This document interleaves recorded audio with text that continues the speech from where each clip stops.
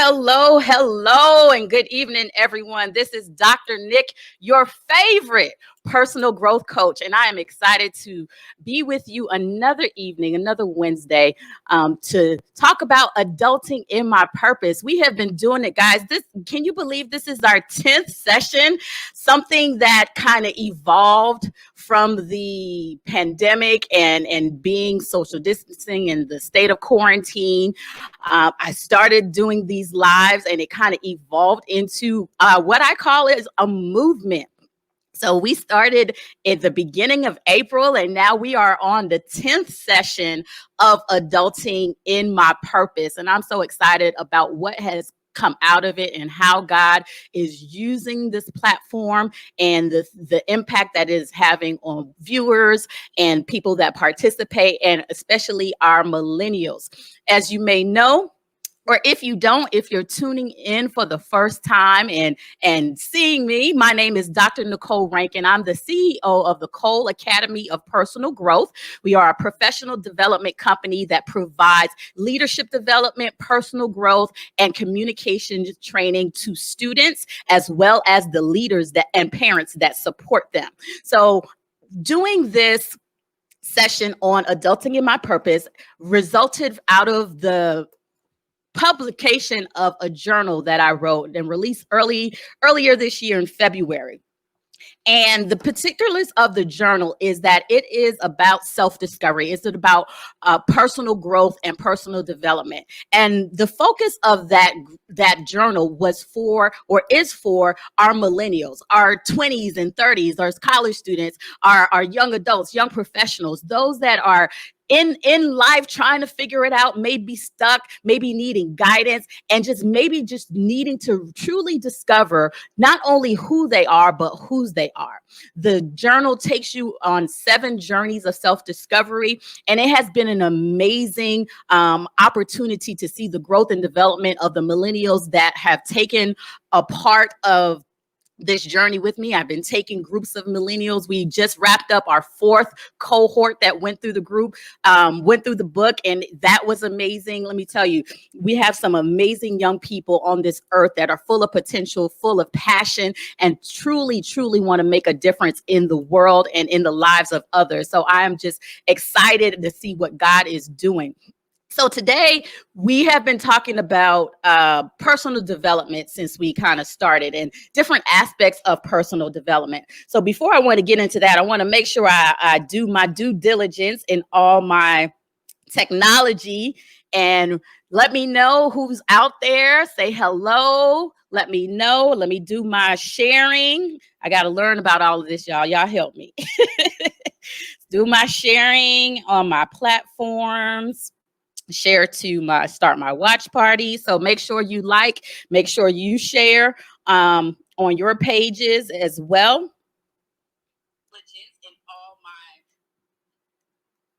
All right. So we have Ashley's there. Hey, Ashley. Hey, Alex. Welcome. Awesome. So today we're going to do a little shift. Like I said, we've been talking about, this is the 10th episode or 10th session of Adulting in My Purpose. And so we've been talking about personal development and growth and leadership throughout the whole other sessions, talking about adulting in my giftedness, adulting with clarity, and doing the things that you need to do to be successful. But in light of what we're going through right now, we know that we are experiencing a lot of crisis, coming out or in the middle of a global pandemic, and now going into the civic unrest that we see that's happening throughout our country. It's just a lot going on. So I wanted to take a pause out, because what I realized that one of the chapters in the journal is self-awareness. And when we talk about self-awareness with the group, the issues of race almost always comes up, because this idea is you're developing yourself and knowing yourself as a Black woman, as a Black man in this country, who you are, understanding who you are, loving yourself, loving the gifts, loving the talents, but then understanding how to be able to be fruitful and be successful in a land or in a country that may not have your best interest at heart. So we get in these conversations all the time when we talk about self-awareness. So I wanted to dive in and have a discussion on being a millennial in 2020 and how are we dealing with everything that's going on. So I invited some of my friends and I'm going to have introduced them and bring them in so you can see them. We can have this, get the discussion started. First, I wanted to bring up Doneshia Starling. Doneshia Starling resides in Gwinnett County, Georgia. She has started her undergrad at Wesleyan College in Macon, where she earned a bachelor's in marketing and advertising and communication with a minor in economics. Then she also graduated with her master's degree from the University of Georgia in housing and consumer economics with a minor in gerontology. So she also earned another master's degree from Southern New Hampshire University. She is a vegan health and wellness coach. She's a licensed minister and also a minister of dance. So we want to welcome Doneshia to the panel on this evening. Hey. Next we have the good Reverend Cornelious Lloyd. And Cornelious is a native of Savannah, Georgia. He has a bachelor's degree in sociology with an emphasis in business and African American studies from Georgia State. He got his master's of divinity in 2010. And he is all things youth and mentoring. Currently, he is mentoring as a mentoring director for the Chapman County Excel Strategies, which is a mentoring network for young men from 15 to 25. He also trains young men in lifestyle curriculum, leads them and to help them with their trade and their vocation so they can gain full-time employment. He serves as a coordinator with also Step Up Savannah that provides resources to address the poverty in Savannah. So we welcome Reverend Cornelious to the show tonight. Welcome. Thank you. Next, we have Coach Speer. Hello. Coach E is a graduate, HBCU graduate of the Jackson State University. So he emphasized Jackson State University. He's a native of Tampa, Florida, and he's an community advocate, a mentor, licensed minister, a coach, and he's the first generation in his family to accomplish amazing things. So we are so glad to have you on tonight as well. And last but not least, we have Candace St. John. Hello. Candace was born and raised in NYC, New York City. She is a registered nurse. She's also a spoken word artist named C.Saint.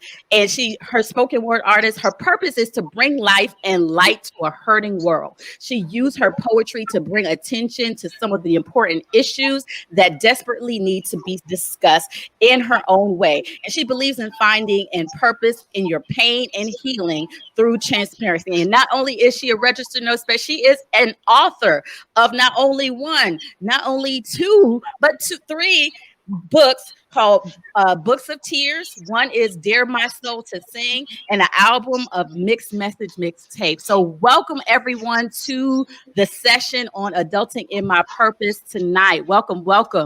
Thank you. Courtney says, hey, Courtney from Savannah. You got some Savannah natives chiming in. Man in the building.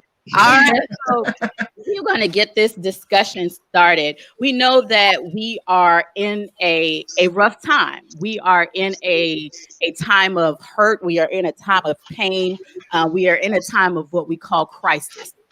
So I want you just start the discussion, just letting us know a little bit more about yourself. And when you do that, I want you to define what racial equality and racism means to you. Okay. Who's gonna start? I'm gonna say, I think you're gonna have to call somebody. Well, good evening to everyone. My name is Reverend Cornelious Lloyd. I hail from Savannah, Georgia, as Dr. Nick has already said, and I've been in social services in some form for about 20 plus years now. It's amazing you can be old enough to say that and still feel like you're young. Um, but and being under 40. And so I've come from Savannah. I spent a lot of my development in the Atlanta community as well. I mean, the early young adult years in youth ministry in nonprofit. And so it's amazing to me that I believe a lot of the things that sometimes I thought I could not accomplish, it's almost as if the Lord used that thing, that unique gift, to open the door for me. For those who do know me back when, I had a long head full of locks while I was in college in my early young adult life, and people that I grew up around thought it was a phase. That wasn't necessarily a phase; it was a part of my evolving maturity, and I ended up on the campus at Columbia Theological Seminary from my Master Divinity work, and it was there that I learned to some of my classmates, and most of them, predominantly white institution, began to share with me how they begin to see a new image of Jesus Christ in my representation. And so that was very interesting because I had long ago, because of the tutelage of my mother and father, discarded what we have seen as the typical white Jesus with blue eyes. And so a lot of times that has a lot of framework around how people either receive Christianity or reject or step away from Christianity because of the image. So for me, I saw race as sometimes doors close and other doors open. And I won't take all the time, but that's how I would start out. And so a lot of my mentoring has been around young people looking within themselves to be empowered to be who God has called them to be. Thank you. Okay, I'm bored. Who's next? So, like you said, I was born and raised in Brooklyn, New York. New York City, everybody knows, is very diverse. It's a lot of people from all over the world up there.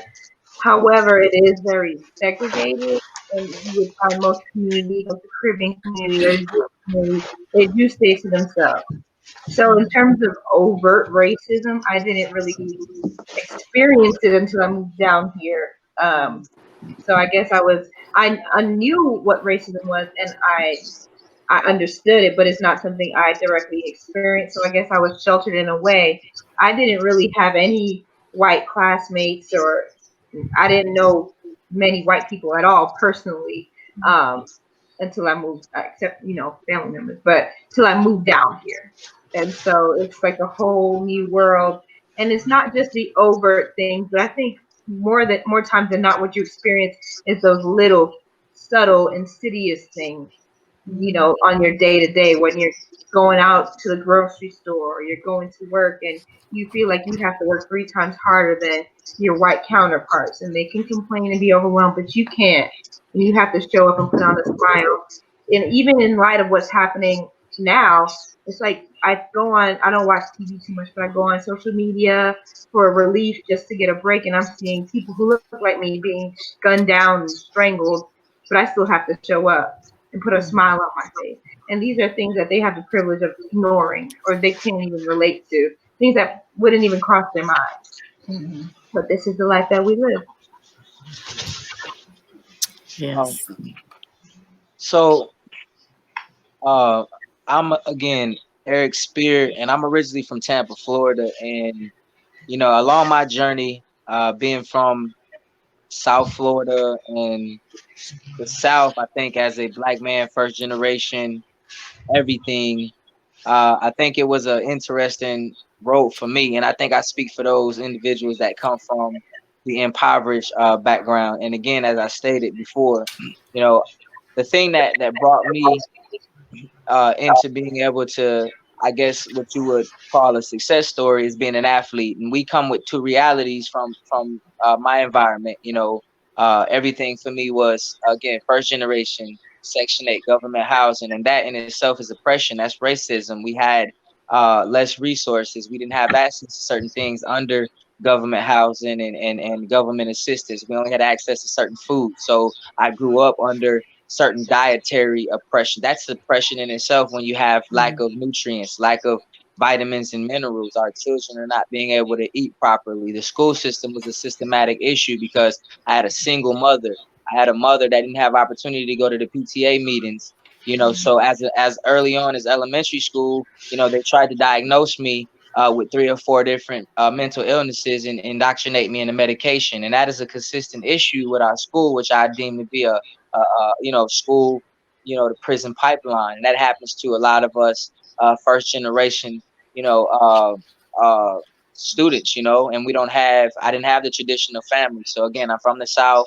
I was a track athlete in high school, which allowed me, obtain a scholarship, Division 1.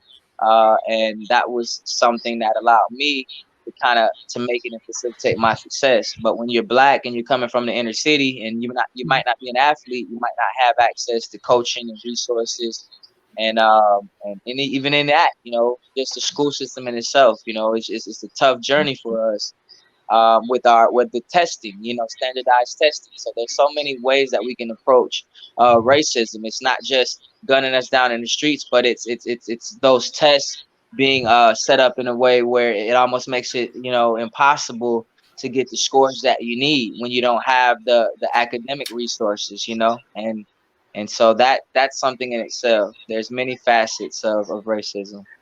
Yeah. Thank you. Um, Tanisha? I agree with Coach Eric. So I grew up. I'm actually a native of Georgia. A lot of people don't believe it. It's hard to find Georgia peaches in this world, but I actually grew up in Georgia.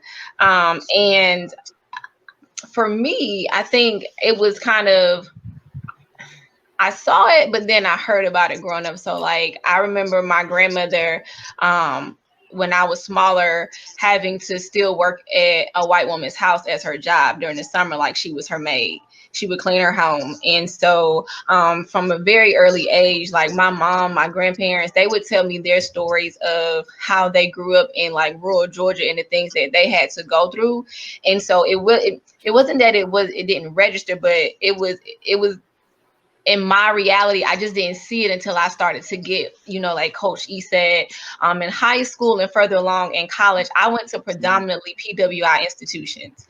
And so I don't have the experience as some of my family members who went to HBCUs. My experiences in high school, elementary and high school were predominantly Black elementary school, predominantly Black high school. And then I went to a very Wesleyan is an all-female college, but it's very diverse. However, it's considered a PWI, as is UGA.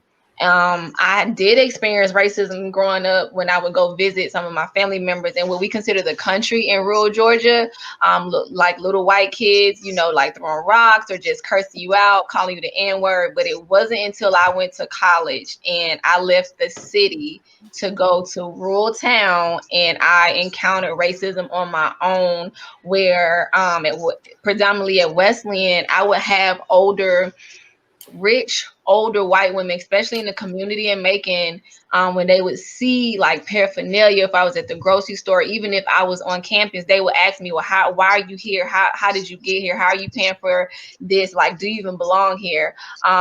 And UGA, Nick, Nicole and I go way back. She's been my mentor, my aunt, like for a long time. At UGA, I had professors tell me like I wouldn't make it just because of the color of my skin, or they would judge me because I didn't look the professional Black type. In certain jobs, my first job out of college, I worked for an international marketing firm. And so there were some things that happened there. And I think someone, stated it earlier, racism isn't always overt. It can be very hidden with your friends or just the ignorance of what people don't know or what they choose to display. But systematically, it's very, it's out there. And I think all of us have, experienced it on some level or another. So I have a quick response, if you don't mind, to what was Yes, go just ahead. stated. So I have an example of racism and that I experienced as a senior in high school. I was 17 years old. I was 2 weeks away from being 18.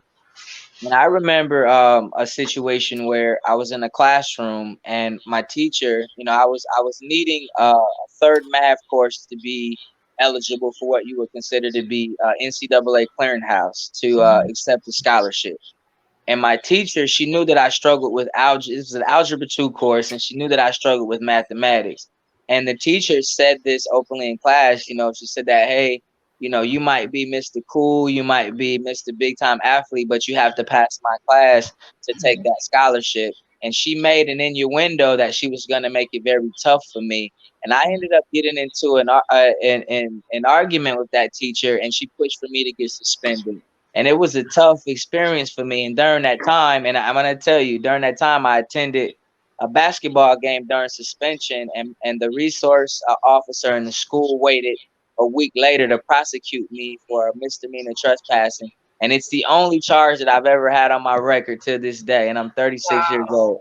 And it was in my city, in my school, and they made sure that that happened. And we know that doesn't happen in certain school systems. It just doesn't happen. They don't. But they wanted to make it stick.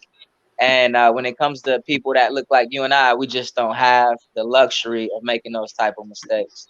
Oh, absolutely not. I, Yeah. I yeah. And to piggyback, I used to coach. I mean, I used to tutor football players at UGA. So I know certain professors that, or certain black professor that had a considerable lawsuit against the institution because she just refused. She was a black professor. She just refused to pass athletes just because they were football athletes. And I remember, and I can say this honestly as possible, a lot of them they're in the NFL, and I would tell them, and I know this sounds very harsh, I would tell them, I need you guys to make it a point to try in class, because I was like, you're nothing but a black slave on these people's football field. And I had to break it down to them, because it's just like what we sometimes see in the NFL, like you're just a pawn to these people. And as soon as you make a mistake, as soon as, if you're dating someone white, you can't take that person. I saw you couldn't take that person home. You were just as dead if you were in a small town dating a white girl because you were a football player. Like, I was very tough on the football players or in a basketball player, because they just did not have the mindset that this could happen to me. And sure enough, I saw it. Like, professors that were white would fail them with no regards, and it was just like, you know, I don't know. You just they didn't care. They They, couldn't get it. They just they're couldn't not get it. vested. They're not vested in the academic matriculation of the athlete. They're only Oh, wanting. They're only wanting to take what the athlete will offer the program that they can make absolutely, money off of. That's it. which absolutely. which is why we also see the continuous conversation amongst the NCAA Mhm. to see if we can figure out ways for players to receive compensation beyond their tuition and scholarship. My father was privileged with being a first generation college student who was able to work his way out of poverty because of the basketball scholarship. And he was able to overcome even a physical handicap to do so, which paved the way for me to do that. But what he shares about his experience is that some of the things that other athletes received as bonuses, he did Bonuses. not have the opportunity to receive. And he recently shared with me that when he got to college, he was one of the few students who did not have a driver's license, did not know how to drive. And a lot of the students that came from all over the country came from families with means. And so there was this struggle that he had to go through while his family back home even thought he was taking a break by going to college. And so those are some of the stories that I've lived with being a product of a first generation college student. And so it kind of prepared me to have my antennas up, and the things that I may not have been able to see, I had someone to see it for me. But because it was not the norm in my family for education, my eyes still had to be open to some things that no one could have prepared me for. I concur. Awesome. So this is a good discussion because we a lot of times we're talking about, like she said, is there's overt, but there's the subtle things that we have to be aware of as Black people, as a Black culture. So I want to shift to what got us here to this point and got us to the state where we are in. Everybody's familiar and I'm sure has seen the video of George Floyd. So I want you kind of explain how you felt when you saw that. Where were you? How you felt, and what was your feelings at that point? Whew. I know. I know. I told you, Dr. Nick, I don't know. We're gonna We're gonna talk about it. We're gonna talk about it. We have to talk about we it. do need to talk about it. So Yeah. I will share that I Yeah. have not seen the video. I've only seen the pictures. Okay. I decided not to see. I intentionally decided not to see the video. I've talked to my friends, and I had my best friend say, "You need to see the video." Now, here is where I approach this. I've come to the realization that what we are not talking about is beyond post traumatic stress disorder. Yes. There's a concept of post traumatic slave disorder that we are not having the conversation about. And it's challenging because when you live through the reality of people that have come before you, I call myself a old people baby, right? So I have old people that I just love, and I love being around old people. Well, you learn about the stories that they shared, and so for my family, we had a situation where in 1963, an uncle was 14 years old, and he was shot and killed here in Savannah, and there was never any arrest. There was never a trial. And my father and his siblings always talk about hearing the cries of their single mom nightly for a long period of time. But what it did for the family, she held her children closer and their friends closer. And so my family has this almost suffocating love for one another because it holds us tight. And my grandmother would always say to me every time I came home from college, she would say, "Watch the speed limit, be careful who you're hanging around." Hmm. And that was almost her scripture. Be careful of your speed and watch who you're hanging around. And she's no longer with us, but she couldn't provide a college education experience for me, but she knew that she was sending out her Black grandson, the first of her Black grandsons, to college.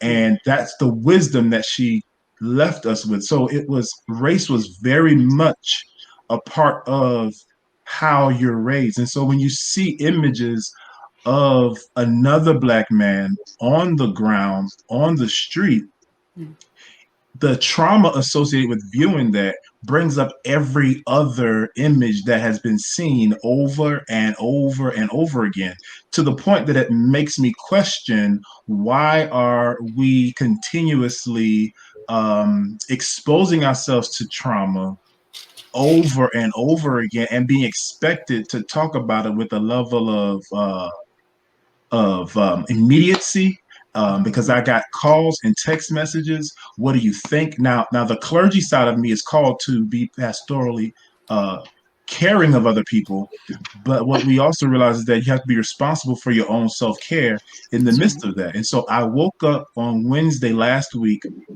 My sister was relocating to Savannah, and I was there in Philadelphia to assist her. 5 o'clock in the morning, all the notifications are on my phone along with my alarm, and it says I can't breathe. And so 5 o'clock in the morning, I'm looking at my phone. I can't breathe. Is it the anniversary of Eric Garner? What do you mean? What's going on? And then you realize we have another person on the ground, and so let's put this in some timing spans here. We're talking about finding out about Ahmaud Arbery. That now the murder took place in February. We're finding out about it, and then we have Breonna Taylor, and now we have George Floyd in a 3 weeks time span. So, and then people call you and say, "Hey, I want to talk to you. Mm. I don't have a whole lot to say right now. Let me process Yeah. Mm. what I've just seen again. Mm. And so those are my Yeah. thoughts. And that's kind of how I approach that. So I have not seen the video, but been being made aware of it again and seeing the images and then the perspective of what we saw. And then a couple of days later, someone had another vantage point to see that Mhm. it wasn't one person on the neck, It's the- but then there's other officers on his body. Mhm. Mhm. And then to get slapped in the face with an autopsy that said that heart disease caused Mhm. his death. Mm. Now now this is all happening while we are with coronavirus, Mhm. COVID-19 pandemic hanging in the backdrop, Yeah. showing us how African Americans and Black folks are disproportionately being affected by the virus Mhm. than any other ethnic group or people at all. So, It's showing and highlighting so access to healthcare, is Yeah. showing and highlighting injustices, is showing and highlighting everything that's already. So we have the makings of pandemonium in a pandemic. Mm. Mhm. That's That's good. true. That's good. I want to piggyback off of that. I want you all to remember this, and I want to preface what I'm going to say is that there's always going to be those wolves in sheep's clothing. And Mm. I want you to think about for our people what we've always been faced with. We've been steered to the slaughter by the oppressor. I just want to throw out Tuskegee for you all in terms of the coronavirus and the different things that we've seen out here. We have been I can tell you we've been exposed to these things in our history, and our history repeats and shows us that we've had an enemy that has literally, introduced diseases that have generationally set us back. We know this. And when we talk about, and we know this, and Mhm. so when we talk about the foods that we've had access to, why are we only having access to certain foods? They're Yeah. steering us to the slaughter. We don't Hmm. have enough education to even teach us what to look for, barely to read labels, but they're going to tell us what we can consume and what we can't. Yes. Here's what I'm going to say about George Floyd. Before we even speak about George Floyd, let's talk about Philando Castile because that happened in the same city. We didn't even get justice for him yet. Right. We still need to be hashtagging Philando Castile. Yep. See, this happened in Minneapolis. This is not something that just happened with George Floyd. They have countless black men that have been slaughtered in Minneapolis. Which we still need to be hashtagging Alton Sterling. We haven't gotten justice for him. There's so many other individuals that we can talk about. Breonna Taylor, we're still hurting about Breonna Taylor. I'm in Hmm. Georgia, so I know about Ahmaud Arbery. And this is not something that's happened by chance. We know this. Every time these things happen, what is the first thing that they do? Who do they turn into the victim? Who do they turn into the person? I mean, we're never the victim. We're never the victim. We can't even protest Right. without being criminalized. Charlottesville was able to go out there and create a whole lot of havoc Yeah. under the guise of what? We're not even a percentage close to Charlottesville when we protest in Atlanta or in New York and Minneapolis, but they're ready to gas us. I'm just gonna let you know this is we're I mean we need each other right now. Yeah. This story has come all too common, all too often. Mm. Anybody else want to chime in on that? I actually saw the video on accident. I was like, Reverend Cornelius over here. I didn't. I woke up to again social media, your notifications, and I was like, I can't breathe. And I thought the same thing. I was like, did I miss anniversary? Like, what is this? And then started getting texts. Finally went to social media, and I saw a plethora of statuses that was like, I shouldn't have ever watched the video. And so I'm like, what video are they talking about? And finally I had the same thought. I was like, why would you subject yourself to an emotional or sensational moment that is going to kind of just suck you down this tube, because I had started to see all of these images. And I think sometimes we want this commonality of pain and suffering to be like, okay, I can stand in the fight with you. I understand, but a picture is worth 1,000 words sometimes. And whether the picture was still or was moving, you know what I'm saying? George Floyd is dead. It doesn't take a rocket scientist to see, how much pressure. We're all on here, very intelligent Black individuals. The caption read 8-9 minutes, whatever it was. It wasn't nothing short. So when I finally saw it happen to be on the news, and I was so surprised that the news actually showed, I think it was either CNN or ABC, was one of them, but they showed the exact thing. And I was like thinking like, oh, this is a still picture. And then it started rolling. I was like, oh, like I couldn't do anything, because that by that time I was just stunned.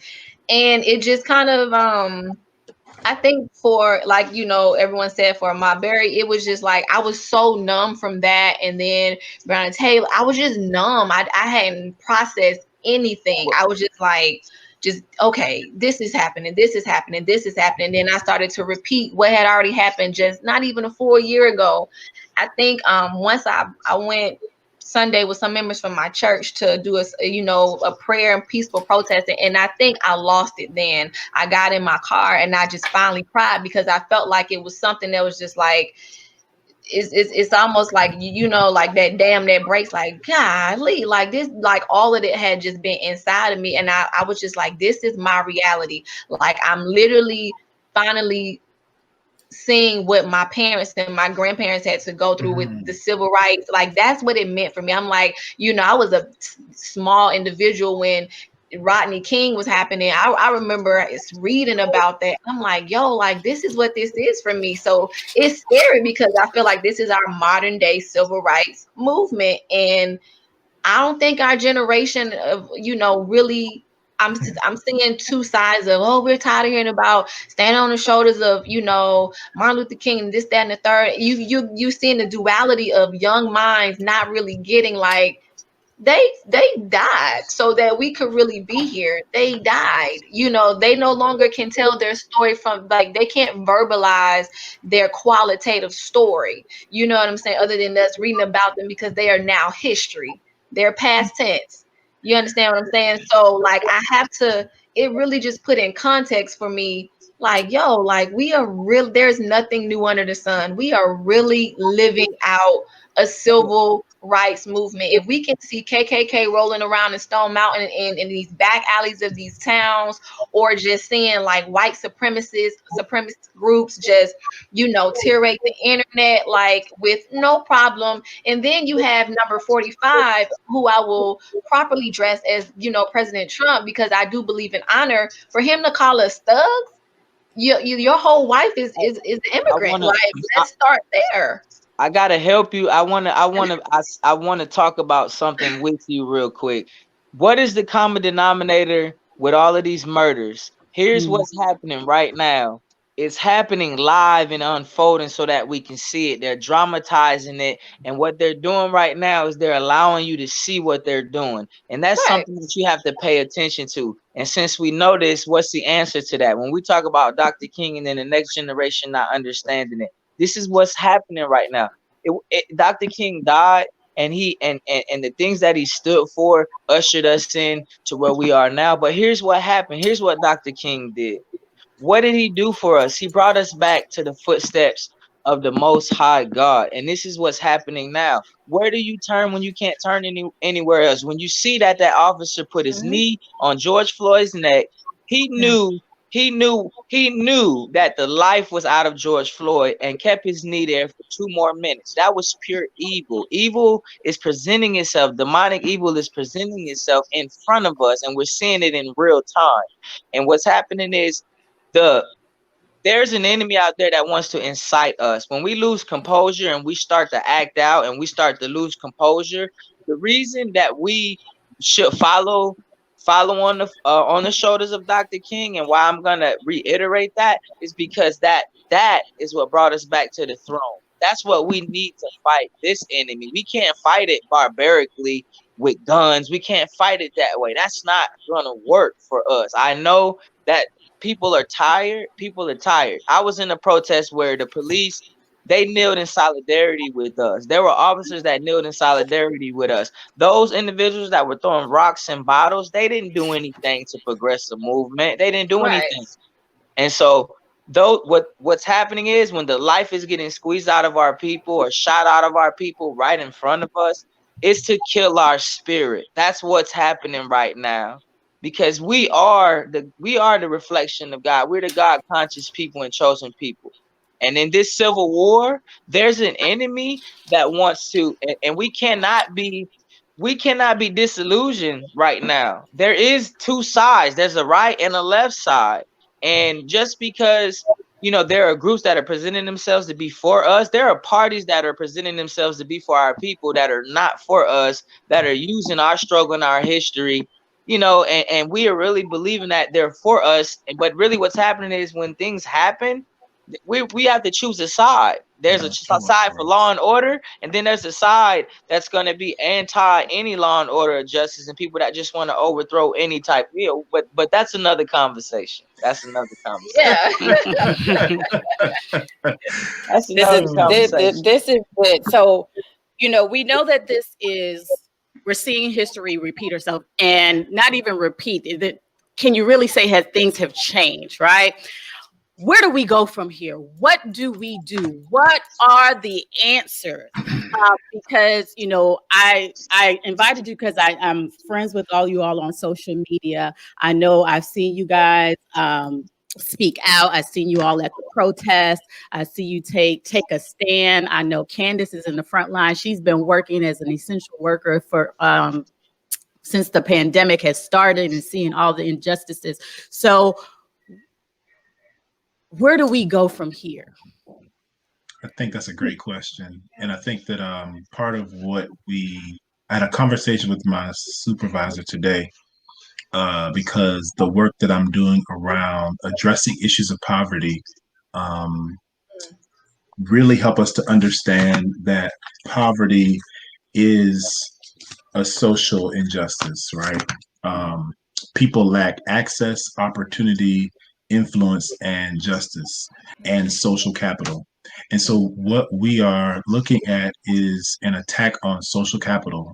Our social capital is our bodies. And so, the question that we ask ourselves is how do we mobilize our entire being, mind, heart, body, soul? How do we strategically get together and have conversation and a plan? Protesting does have its place, but protesting without a plan Mhm. becomes just that. It becomes a lot of noise. And I've asked myself the same question, Coach E. Why is it that we are continually bombarded with these images? And it's almost what we read about and learned about in slavery, where there would be violence inflicted upon another slave in order to keep them in line, in check, in order. And so we live in this time where we have access to social media. So not only are you seeing it on television, you have to witness it on all the other social media platforms. You're looking at these same images. And so it's causing some people to retreat. It even causes some people to cope by being quiet or cope by saying, well, we should also be outraged by what we like to call black on black crime, which is just crime of proximity. And Thank you. so we are in a place where people use their different hiding places on how they're going to cope. And so we need to move out of our quiet places and have platforms like this, but then be strategic about how do we impact what really America hears. And what we know that America hears is America hears money and America hears violence. And so what we have happening is the protests. There are some people who are paid to cause protests to turn into riots. And these are Yeah. people that come and incite violence. They hand out bricks, they hand out lighters, and they hand out lighter fluid, and they break windows. It's called mob mentality that ends up taking over these protests. But Tifa. one of the things that we saw happen with the Montgomery bus boycott And what we saw happen with Rosa Parks was it was a strategy. It wasn't just a lady sitting on a bus. It was a lady sitting on the bus who had social capital, and she had the NAACP, and they had a prolific speaker and thinker. In order for us to be able to mobilize something, now what they did not expect to happen was that the white wives and the white women and the white mothers begin to put those ladies who would come to their homes in cars and move them around. But it crippled the bus industry in Montgomery, Alabama. And so what we understand is that we have to figure out what our economic plan is going to be. Absolutely. What is our strategy going to be? And we keep looking for a leader, not recognizing that we are the leader. Mm. And That's so our collective voice together, along with our work and responsibility, will help us to mobilize our homes. And so what we see happening too is the crippling of our homes, where we have now this is what's interesting. Across all cultural lines, we see that we have 20 million homes absent a biological father. That's all across the board.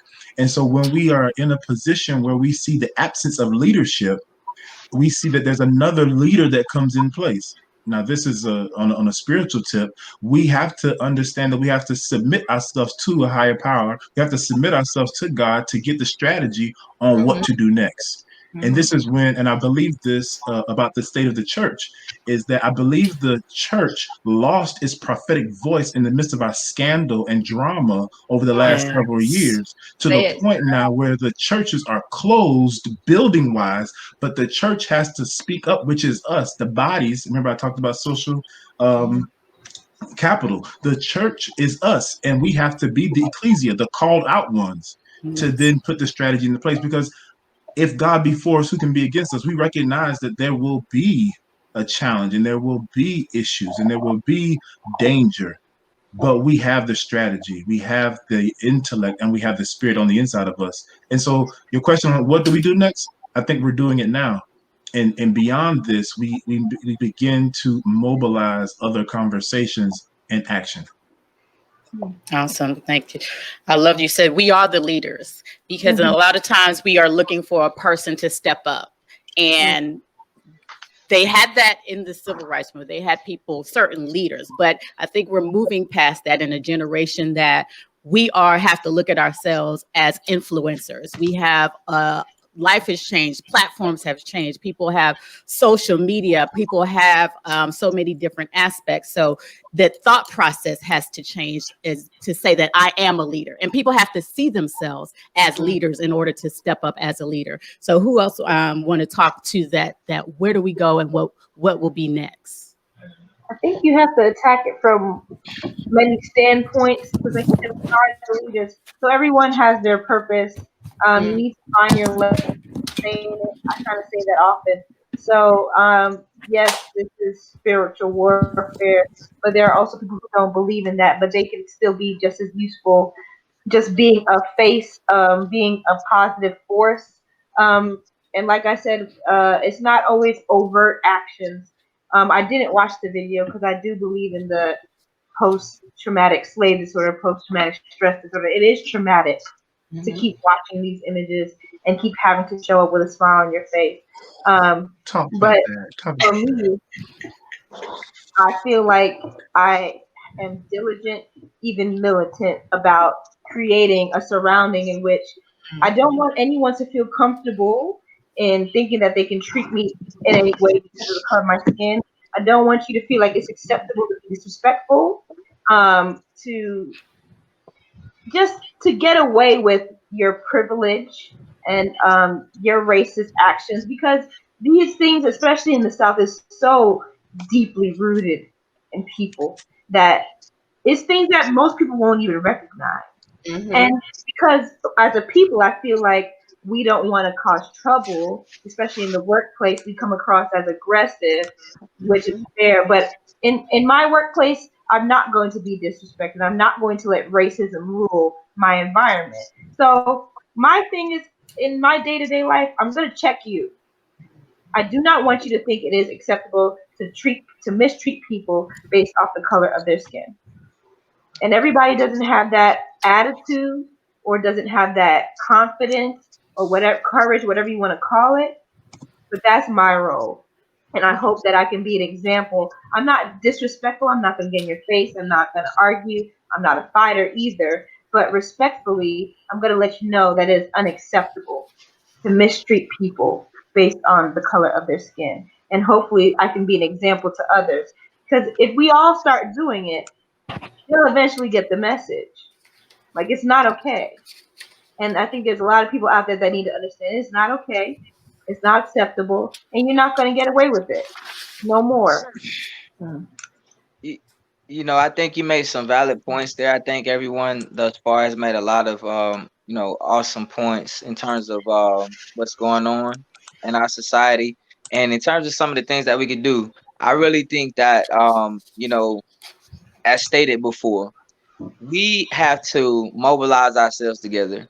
I run a platform for youth athletes, and it's a platform where I mentor hundreds and hundreds of track and field athletes and youth track and field athletes. And one thing that I tell them, I said, you're gonna have college recruiters that are gonna recruit you. And one thing that I experienced in terms again of racism, I didn't mention this before, but I actually had a guidance counselor that would not actually give me my recruitment letters. So I was being recruited by several colleges and didn't even know that Mm. I was receiving letters of interest, and I was one of the best runners in my state, all American. And so that's something that happens behind the scenes. And one thing that I tell my athletes, I tell them, I say, hey, look, you have a gift, and that institution is going to capitalize off your gift. And I think you mentioned this before about the athletes receiving compensation. I'm totally for that, because their bodies are receiving injury, they're putting stress and duress on their body, they're receiving post-traumatic stress disorders and all types of things. But they should receive compensation, because these entities are receiving millions and millions of dollars, billions of dollars. But in terms of the athletes, they have a gift, and so you have to hold these people accountable. Research these institutions and see what their history is like in terms of race relations. Did they come to your community before they recruited you for your athletic ability to give back to your community? Were they in the community before then? And so I tell them to hold the coaches accountable. See where they are. You know what I mean? So this is a process for the athlete, not just the athlete. I spoke in undergrad with James Meredith, who was the first African American to attend Ole Miss, and John F. Kennedy had to sit down the federal troops. A conversation that we had, and he shared with me, he said that our churches and our academic institutions are the first pillars for our children to introduce them into just understanding life. You know what I mean? That's nature versus nurture. And so he and this is the idea that he introduced to me as an undergraduate student. He said that our churches should be accountable for every child that's born within a 10 to 15-mile radius of that church. And so if you understand what we're saying here, are we accountable for our children? It takes a village. Are we raising our children? Are we teach as a coach, a mentorship? Are we teaching our people how to eat to live? We're dealing with a pandemic, but do we know that if we take care of things uh, from a plant-based level, and I didn't even realize and understand what herbs were and anything about plant-based eating until I was after a college athlete. Imagine what it would have been like to be an All-American and understand how to eat right. You know what I mean? That's just something that I didn't have access to. But teaching our children how to eat correctly, we don't Take need my our children. How are they, how are they going to go into a school and learn, and they're eating Takis for their diet? They're eating Takis Taki. and juice. I mean, they're on the Taki and juice, no juice diet. No, With and high actually fructose no juice corn diet, syrup straight and sugar red diet. dye. That's Yes. it. Exactly. So who's Cancer. right? So this is what and they have no recess. We cut recess out of our schools, and it's just ironic that any of our black children. I just want to say this: whenever a child starts to have an imagination, he's already has recess taken from him. He can't move. He has to run around the school almost like he's in a jail anyway. You know what I mean? And so he can't do anything. And as soon our children have an imagination, we're labeled as ADHD. We're labeled as Mm-hmm. but the same children, our counterparts that don't look like us, they're labeled as what? They're labeled as IB and gifted. And that's Mm-hmm. something that we don't realize. And our children are being introduced to what? Medication. This is something that what hinders our children. And so we have to be on the front lines in our school system as administrators. Our guidance counselors shouldn't be so quick to recommend our children for alternative school and medication. because this is what our what? This is what the systems want for our black children. You know what I mean? We need So more people that look like us right, in every field. We need more right, people in the hospitals because coronavirus is not discriminating against people. right. Okay, Right. if you, I am an emergency. I have experience as an emergency room nurse. Let's keep it real. If you have the patients in the emergency room, who they gonna call back first? Who they Mm-hmm. gonna treat first? Who they gonna give first line medications to first? Coronavirus is not killing us at disproportionate rates. We're just dying at disproportionate rates. And there's various reasons for that. We need more people that look like us in the school. We need more black teachers. Like you said, we need more black guidance counselors. I am so grateful, even though I said that New York City is segregated. I'm grateful. I'm kind of grateful that it was because I did have amazing teachers and guidance counselors who looked like me, who were able to be honest with me and guide me in the right direction that I probably couldn't have relied on. I just came to Georgia with that knowledge base. So even if I did have the teachers that didn't believe in me, or even if they saw that I was intelligent, they weren't going to help me get to where I needed to go. I know that I had that capability because that's what I saw. So we Mm-hmm. definitely do need people in every avenue, engineering, Mm-hmm. in college, everywhere. Yeah. We are gifted. You need to find your purpose and walk in it because that's the only way we're going to move up. Like we're starting two step back and expected to be two steps forward. How are we ever going to get there? They're not going to help us. We have to help ourselves. Yeah. I just want to, I think, just piggyback off of what you three said. So I know Cornelius mentioned economic capital. And another thing I definitely wanted to add to that was human capital, because we often don't look at our intangible assets or skills that we have as just, self-identifying as Black, African American. When you're here in America, you're Black, okay? Like, I don't care if you have an accent. It doesn't matter what part of Africa you're from. If you're from the Caribbean, when you're in America, United States of America, and they see color, you're Black.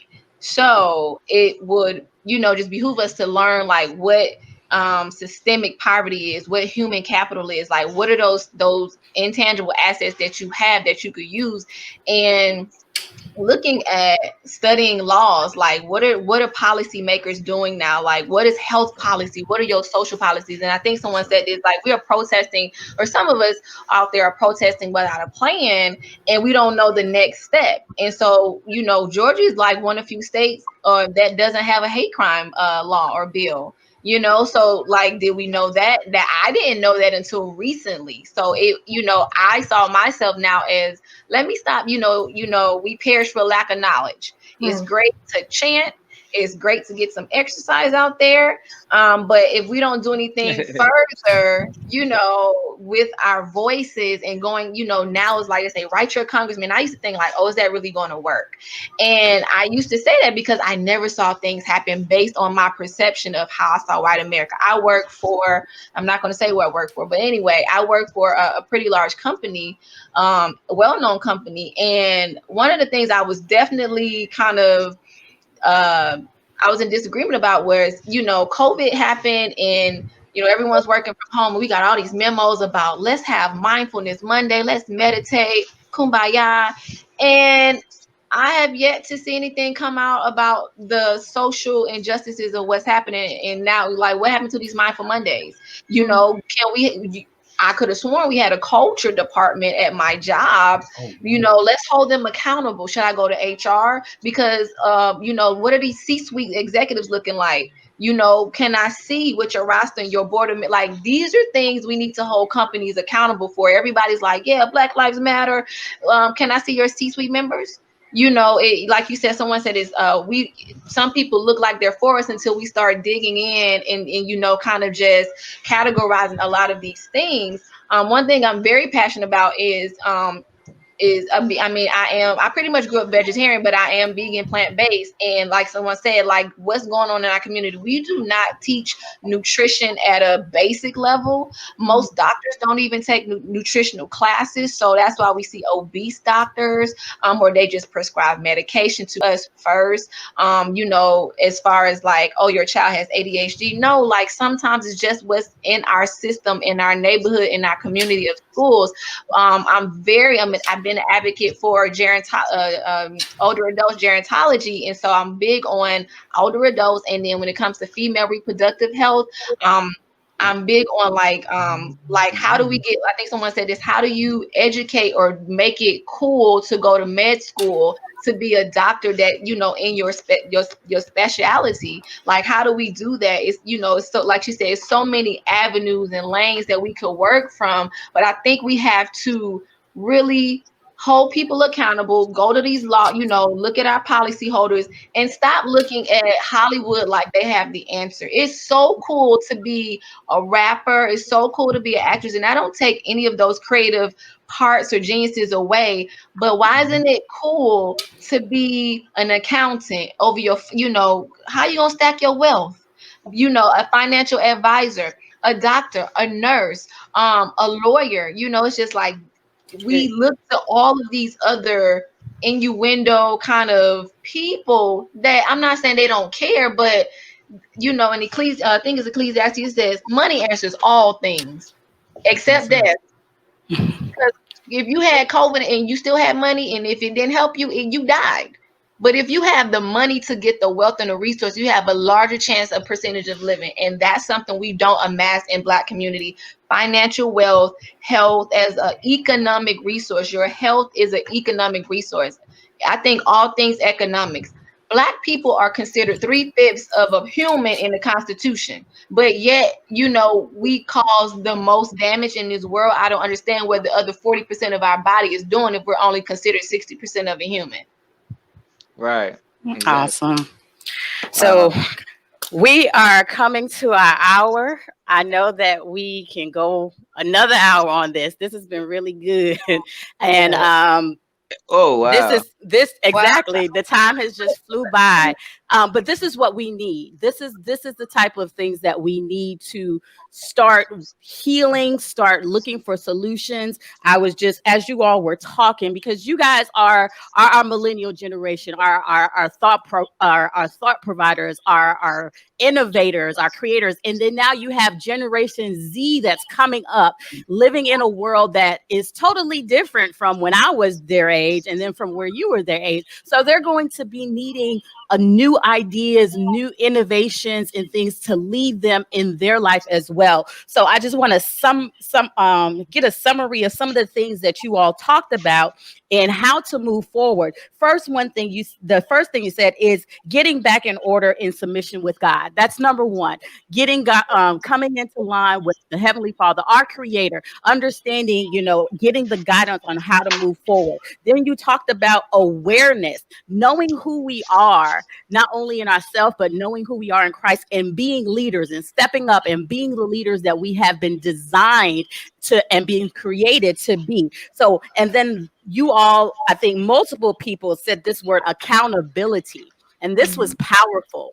Having the accountability across the board, not only in our own homes, because it starts in our homes, but then now going to our churches. And what are our churches doing? We, as a church, word says we have been called to be the salt and the light of the world. We're in this world, but not of this world. So we're called to be different. So having the church be accountable, not only our accountability in our churches, but in our schools, in our communities. So having the accountability across the board and truly making light to say it does take a village. It's going to take us corporately coming together and uniting in order to take a stance against of the history, the pain, the stress that has been caused in this community. Also, I think it was Candace that says more representation, both Candace and Doneshia, more representation in our institutions, our social institutions, our educational institutions, our healthcare institutions, and education. education on policies. Like you said, there are things that's going on that we are clueless. A lot of us aren't even registered to vote. Something as simple as going to the ballots and putting your word and letting your voice be heard. We have primary elections that are coming up in Georgia on next week. Other states have started their primary election. This is the time to go and let your voice be heard. I think Doneshia said a lot of times we have the mindset of, oh, that's not going to change, or my vote is not going to count. That is not true. If this country works on data, if there's no data, there's nothing to happen. Right, we have a census every 10 years. How many people have filled out the census? The census is going to dictate where these fundings go. The census are going to dictate where all these monies go. The roads, the schools, having school lunches. But if you're not filling it out, you know who is. You know who is filling it out, and that's why. Thank you. That's why we can't complain. We can't murmur. We can't complain because we haven't done the basic things that we need to do in order to move forward. So I'm excited, and I just thank you guys. This is your time. I want to put it down. This was your time because this platform is for our millennials, and you guys. Let me tell you, you guys are amazing. So I appreciate you taking the time out of your schedule, taking the time out of your night to come on to share a little bit of you with me and with everybody who is watching live. We got a lot of people on all these platforms chiming in, making comments, and those that are going to watch the replay. And this is only the beginning. So if I come in your inbox again to say we're gonna do it again and we're gonna have another conversation, I hope that you'll be with me, because this is the way we come together. As a culture, as a people, as a family, in order to truly live the abundant life that God has created and called us to live. So I thoroughly thank you all. And I have a special request. I know she's gonna kill me, but in my spirit, I know that she is ready. Oh God. No. Okay, good. So I am going to request that my sister Candace take us out. Oh, glory. Yes. Take us out this evening. She is an amazing spoken word artist, just really using her words as power. He said life and death is in the power of the tongue, and she has a gift. So I would, Candace, I know it's her bedtime. She's like, she got to go to work, but it's okay. So I'm going to ask Candace to take us out on one of her pieces. And again, I thank you all for participating. And this will be the first of many. So thank you. Thank you. All right. What do I want to do? I'm gonna do this piece. It's called "Can I Live," and I'm gonna read it. And it's not at the top of my head, but I'm gonna share it with you all. Can I live? You reach to touch my hair, the crown upon my head, the literal representation of my roots hanging down with pride. Can I live? You admire our bodies from a distance, pimp them out for your entertainment. Asses on screens, chiseled bodies on the courts and the 50-yard lines. Do you know the cost? You spend thousands of dollars to replicate, dissect us with every step we take in this cold world that doesn't want us. Yet you desire us, desperately want to be us, our ample bosom, our rounded backside that was so graciously passed down by our ancestors. Genetics are free, yes, but do you know the cost? You love the culture without the color. All you hear is a cool new beat. All you see is something nice to wear. You leech off our cool indifference, our swagger, our creativity and ingenuity, our strength and tenacity, our resilience to overcome. But do you know the cost? The whips and the lashes, the sweat and the tears, the blood and the bruises. Do you know the cost? Bodies in oceans, bodies twirling in the hot southern sun, black bodies hanging from trees, swaying in the breeze like the ripest of fruit. Hoses at full blast, tear gas and dogs, smoke and fire, beatings and bullets. Can I live? You know the Mm. rhythm in our reggae, the pain in our soul, the Mm. story in our jazz, the weeping in our blues. Our tears have value. But as you very well know, everything in this capitalist society is for sale. Do you know the cost? Fathers in jail, mothers overdosed, babies orphaned to the streets. Do you know the cost? Sisters on the corner, brothers in jail, bodies struck down, blood on the concrete. Do you know the cost? Can I live with this black skin, broad nose, full lips, Nazi dreads, head up, crown high? I refuse to be involved in this cultural genocide. I simply won't comply. You cannot have the culture without the color. You need to know the Mm. cost. Comprehend the price that has been paid, all that has been taken from us, all that we have lost. You need to know the cost so that I can live. So, Mm. can I live? What did I say? Hey, Yes. Thank, dopeness. What's your thank. last name so we can follow you on Dopeness. social Yes, media? please, please Done. I follow. am C.Saint on Facebook and Instagram. I.am.C.Saint on Facebook. Make sure you put all of your information on in the Nice. chat so people can follow and Yeah. grab your book. Do that. Again, thank you all. I do appreciate you so much. You guys don't know. And we'll do this again. You guys have a good night, everyone. Thank you guys for Thank watching. you We'll be guys. Thank again you. on next Wednesday at 8:30 right here on Facebook Live.